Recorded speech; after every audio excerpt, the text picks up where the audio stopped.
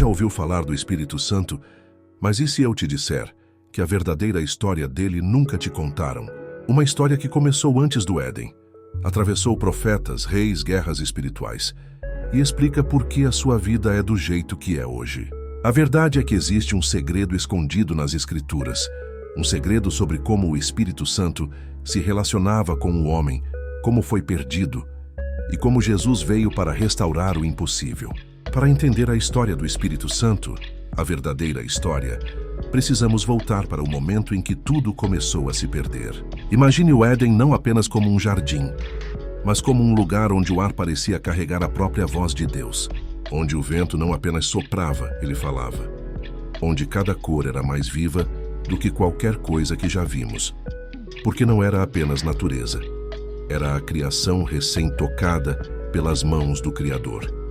Não um homem comum como nós vemos hoje, mas um ser que carregava em si 3 dimensões perfeitas. O corpo feito do pó da terra, forte, saudável, eterno. A alma, com emoções equilibradas, pensamentos puros, uma mente totalmente alinhada com Deus. E o espírito, o mais importante, a parte que fazia Adão enxergar Deus de dentro para fora, como quem olha para a luz do sol sem medo de ser queimado. Esse espírito dentro de Adão não era apenas vida, era a vida de Deus pulsando dentro dele. Era o que permitia que ele ouvisse Deus sem confusão, sem dúvida, sem barulho. Adão não orava procurando Deus. Ele conversava com Deus como quem fala com um amigo sentado ao lado. O Éden não era um lugar físico apenas. Adão vivia nesse estado porque o Espírito Santo estava nele, fluindo, guiando, iluminando, revelando. Mas então aconteceu algo que nem os anjos esqueceram. A serpente não ofereceu apenas um fruto. Ela ofereceu uma ideia. Você pode ser como Deus sem Deus. E naquele instante, a maior tragédia espiritual da humanidade aconteceu. É como se o Éden inteiro prendesse a respiração. Era a primeira morte da história. Não uma morte física, mas a morte do espírito. A morte da comunhão, da conexão, da vida espiritual. E a partir daquele momento, a humanidade passou a nascer incompleta. Mas sem o Espírito Santo habitando dentro, a humanidade perdeu o seu porquê. O céu ficou distante. O homem passou a existir, mas não mais a viver como no início. E aquele vazio que tantas pessoas sentem hoje, aquela sensação de que falta algo que nada preenche, começou exatamente ali, naquele fruto, naquela desobediência, naquele instante em que o Espírito Santo deixou de habitar no homem. Era o começo de uma história que levaria milhares de anos até Jesus aparecer para restaurar o que foi perdido no Éden. Quando o Espírito Santo deixou Adão, não foi apenas um homem que perdeu algo, foi toda a humanidade. E por séculos, o mundo caminhou como quem anda no escuro. Pessoas construíam cidades, formavam famílias, travavam batalhas, mas nada disso resolvia o verdadeiro problema. O homem não tinha mais o Espírito de Deus dentro dele. E então começa a segunda parte dessa história, uma fase misteriosa, cheia de relâmpagos espirituais, onde o Espírito Santo não vivia mais no homem, mas aparecia sobre ele, como quem toca e vai embora. Imagine essa cena, a humanidade caminhando como uma multidão na névoa, e de tempos em tempos uma luz desce do céu e toca alguém específico. O santo vinha e ia. Ele vinha sobre Moisés, e Moisés falava com autoridade que fazia montanhas tremerem, mas não era permanente. Ele vinha sobre Sansão, e Sansão rasgava um leão com as próprias mãos, mas depois voltava a ser apenas Sansão. Ele vinha sobre Gideão, um homem comum escondido no lagar, e de repente ele se tornava um guerreiro que libertava uma nação inteira. Ele veio sobre profetas como Isaías, Jeremias, Ezequiel, e esses homens enxergavam coisas que ninguém via. Coisas do céu, coisas do futuro, segredos de Deus. Mas quando a visão acabava, a presença se retirava. O Espírito Santo ainda estava no mundo, mas não estava no homem como no Éden. Era como chuva em tempo de seca. Um toque rápido, momentâneo, que molhava a terra, mas não permanecia. E por quê? Porque o homem ainda era o mesmo desde Adão, cheio de pecado, cheio de distância, cheio de limites. O Espírito Santo não podia habitar em algo que estava espiritualmente morto. Por isso, no Antigo Testamento, Deus escolhia poucos, tarefas urgentes. O Espírito Santo vinha sobre o homem, mas não dentro dele. E quando ele vinha, a diferença era sobrenatural. As Escrituras dizem que Saul profetizava quando o Espírito o tocava, mas depois, quando Saul desobedecia, o Espírito simplesmente se retirava. Como um vento que passa e não volta. Era como se o céu estivesse dizendo: eu quero estar com vocês, mas ainda não chegou a hora de estar em vocês. Essa fase da história é marcada por uma tensão divina. Deus perto, mas não dentro.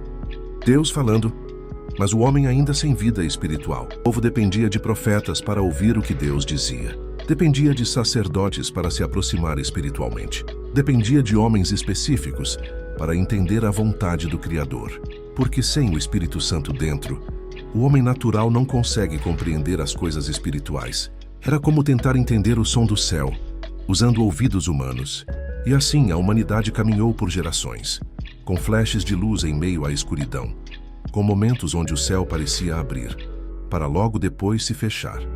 Mas essa limitação tinha um propósito. Era apenas a preparação para algo que ninguém imaginava. O dia em que o Espírito Santo não viria apenas visitar, mas habitar, como no Éden. E essa virada só aconteceria com a chegada de alguém que mudaria tudo. Alguém chamado Jesus. Durante séculos o Espírito Santo descia e subia, tocava e se retirava, lhe falava e silenciava. Era como se o céu estivesse esperando algo ou alguém. E então, em uma noite silenciosa em Belém, o mundo respirou diferente pela primeira vez desde o Éden. Porque ali, envolvido em panos simples, estava nascendo aquele que mudaria o destino espiritual da humanidade. Jesus, ele não veio apenas para ensinar. Ele veio para restaurar aquilo que Adão perdeu. O Espírito Santo habitando dentro do homem. A missão de Jesus era muito maior do que a maioria imagina. Enquanto ele caminhava pela terra, algo extraordinário acontecia. O Espírito Santo estava sobre ele, mas também estava nele, de forma plena, completa, permanente. Jesus era o primeiro homem desde Adão a andar na terra com o Espírito Santo habitando totalmente dentro. Era o Éden andando entre os homens. Era Deus e o homem reunidos novamente em um só corpo. Por isso ele falava com tanta autoridade. Por isso ele enxergava o que ninguém via. Por isso ele ensinava com uma sabedoria que calava até os fariseus. Por isso demônios tremiam só de ouvir seu nome. O que Adão perdeu, Jesus carregava. Mas aqui está o mistério que quase ninguém percebe. Jesus não veio guardar essa presença para ele. Ele veio trazer de volta ao homem o que foi perdido no Éden. Por isso, ele disse aos discípulos algo surpreendente. O Espírito Santo ainda não foi dado, porque eu ainda não fui glorificado. Em outras palavras, a restauração ainda não aconteceu, mas vai acontecer. E então chegou o momento decisivo. Quando Jesus foi para a cruz, ele não estava apenas cumprindo uma missão de amor. Ele estava abrindo um caminho espiritual. O único caminho que permitiria ao Espírito Santo não apenas tocar, não apenas visitar, mas habitar permanentemente dentro do ser humano novamente. Quando o sangue caiu, algo aconteceu no mundo espiritual. A barreira que impedia o Espírito Santo de entrar no homem foi quebrada. A morte de Jesus não foi o fim. Foi a chave que destrancou o impossível. E sua ressurreição foi o sinal de que o plano tinha funcionado. A reconexão estava pronta. A vida espiritual, que Adão havia perdido, estava prestes a ser devolvida. E então, antes de subir aos céus, Jesus disse algo que ecoa até hoje. Fiquem em Jerusalém, porque vocês vão receber o Espírito Santo. Aquele mesmo Espírito que andou por séculos apenas tocando pessoas, agora iria habitar dentro de todos que crescem. Era o começo de uma nova era, o início da restauração, o retorno do que foi perdido no Éden. Jesus não veio apenas para perdoar pecados. Ele veio para trazer o Espírito Santo de volta ao homem. A promessa estava prestes a se cumprir. A humanidade estava a um passo de recuperar o que havia sido arrancado no princípio. E isso nos leva à próxima parte. A parte mais surpreendente de todas. O novo nascimento, quando o Espírito Santo volta a habitar dentro do homem. Depois de milhares de anos de distância, depois de séculos onde o Espírito Santo apenas tocava, visitava e se retirava, depois da cruz, da ressurreição e da promessa, chegou o momento mais importante desde o Éden. Mas antes disso acontecer, Jesus explica um segredo a um homem chamado Nicodemos, um líder religioso, respeitado, conhecedor das Escrituras, mas que não entendia o essencial. A cena é simples. Uma noite, uma conversa escondida, uma alma inquieta. Nicodemos chega curioso, talvez com medo, talvez com expectativa. E Jesus olha dentro dele e diz algo que nenhum fariseu estava preparado para ouvir. Você precisa nascer de novo. Nicodemos trava. Como assim nascer de novo? Voltar ao ventre? Desfazer a vida? Mas Jesus estava falando de uma realidade que Nicodemos e toda a humanidade havia perdido de vista desde Adão. O que nasce da carne é carne, mas o que nasce do espírito é espírito. Jesus estava revelando: Nicodemos, vocês nasceram com corpo e alma, mas nasceram sem espírito vivo. Vocês nasceram incompletos. É por isso que não conseguem entender as coisas de Deus. Era o diagnóstico espiritual da humanidade inteira. E então Jesus explica o que estava prestes a acontecer. Quem não nascer da água e do espírito não pode entrar no reino de Deus. Nascer da água era o nascimento natural, mas nascer do espírito era receber de volta aquilo que Adão perdeu. O novo nascimento não é melhorar a pessoa, é recriar por dentro. É quando o Espírito Santo entra no homem e reacende aquela chama que se apagou no Éden. É quando o espírito humano volta à vida. É quando Deus deixa de estar apenas por cima, ao redor, sobre, e passa a estar dentro. E então acontece o momento que mudou a história. No dia de Pentecostes, enquanto os discípulos aguardavam, o céu não enviou mais um vento passageiro, não enviou mais um toque temporário, não enviou mais uma visita. O céu enviou uma habitação. O Espírito Santo desceu com poder. E pela primeira vez desde Adão, ele entrou e permaneceu dentro de pessoas comuns. Homens simples, mulheres comuns, pescadores. Gente com falhas, medos, limitações, mas agora cheios de um espírito que nunca mais iria embora. Foi ali que o Éden começou a ser restaurado.